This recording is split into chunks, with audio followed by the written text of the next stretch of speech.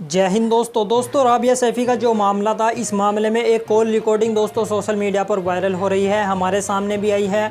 और दोस्तों मैं आप लोगों को उस रिकॉर्डिंग को सुनवाऊंगा, आप लोग देखें किस तरीके से उस रिकॉर्डिंग में खुलासा हो रहा है। लेकिन दोस्तों ये जो मामला है ये सुलझने का नाम ही नहीं ले रहा है, ये मामला जो है और भी ज़्यादा टूल पकड़ता जा रहा है।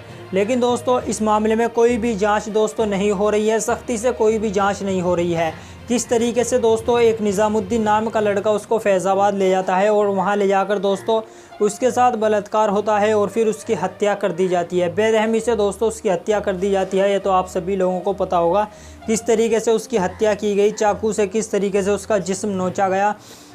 और फिर दोस्तों आकर वो लड़का निज़ामुद्दीन नाम का लड़का सरेंडर कर देता है पुलिस के सामने और कहता है कि राबिया सैफ़ी जो है वो मेरी पत्नी है। लेकिन दोस्तों उसके पास से कोई भी ऐसा सबूत, कोई प्रूफ नहीं मिला जिससे वो साबित कर सके कि राबिया सैफ़ी उसकी पत्नी थी।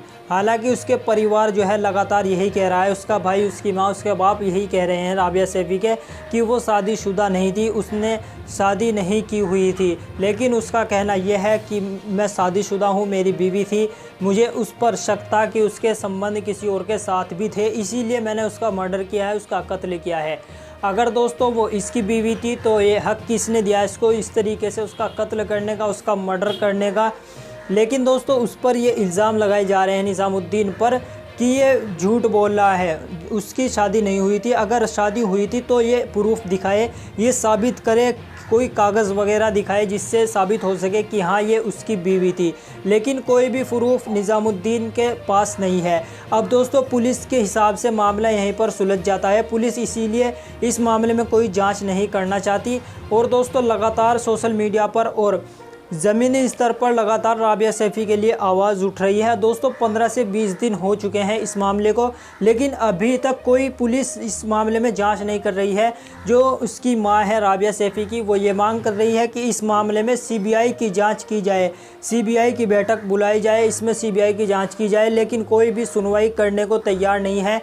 जो दोस्तों वो लोग कहाँ हैं जो मुस्लिमों के रहनुमा बनते हैं, जब मुसलमानों पर कोई जुल्म करता है, मुसलमानों पर कोई मुसीबत आती है, तब वो लोग अपने बिल में छुप कर बैठ जाते हैं, या सिर्फ मुसलमानों का वोट हासिल करने के लिए हैं वो लोग। जब मुसलमानों का वोट का नंबर आता है तो वो लोग आकर मुसलमानों के लिए खड़े हो जाते हैं। लेकिन जब मुसलमानों के ऊपर मुसीबत आती है तब वो लोग अपने बिल से बाहर नहीं निकल कर आते। अब दोस्तों लगातार सोशल मीडिया पर और प्रदर्शन किए जा रहे हैं, ज़मीनी स्तर पर भी सोशल मीडिया पर ट्रेंड चल रहा है। लेकिन पुलिस इस मामले में कोई भी जांच नहीं करना चाहती।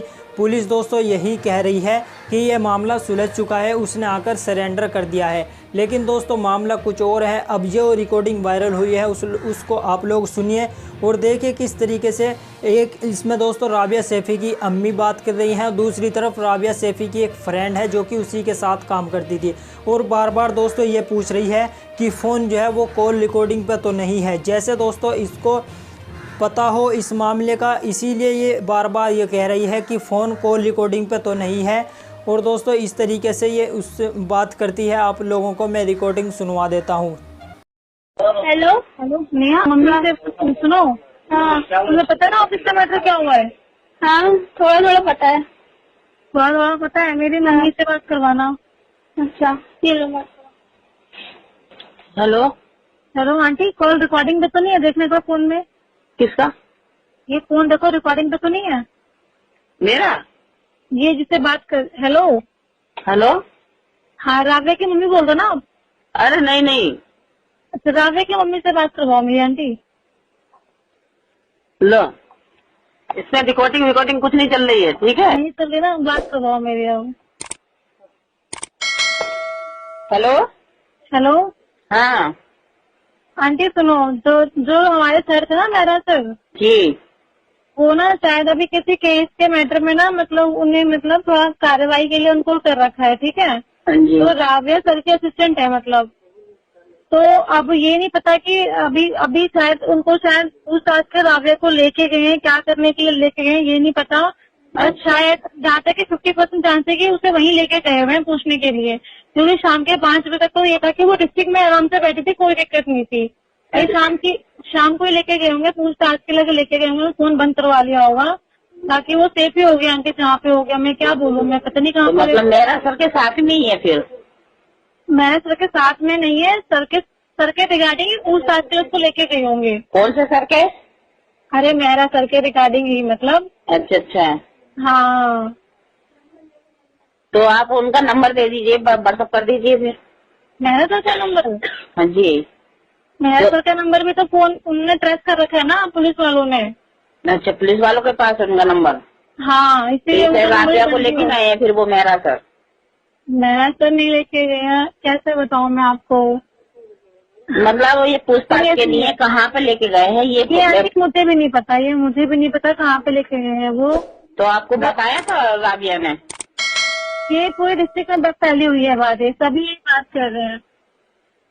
नहीं आंटी, एक मिनट। आप जिस व्यक्ति से बात कर रहे हैं उन्होंने